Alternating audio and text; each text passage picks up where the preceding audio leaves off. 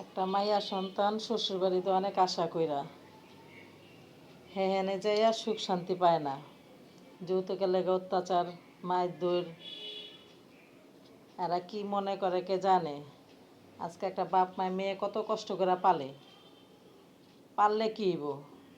আজকে পরের বাড়িতে গেলে মেয়েদের সুখ হয় না।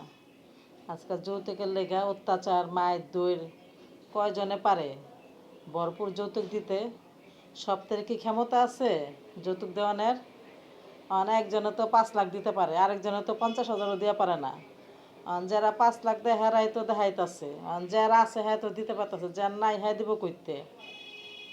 আর এখন দেখে জামাইরা শ্বশুর বাড়ি কি আছে,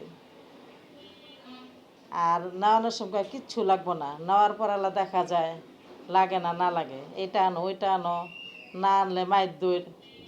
এই অবস্থা। এই যে কয়দিন আগে একটা যৌতুকের লেগে একটা মাইয়া মেয়েরা ফেলাইলো। তো এই অবস্থা। মাইয়া সন্তান পাইলা বড় করমু, পরের বাড়িতে দিমু, হেরা পুত পালছে আর আমরা মেয়ে পালি নাই।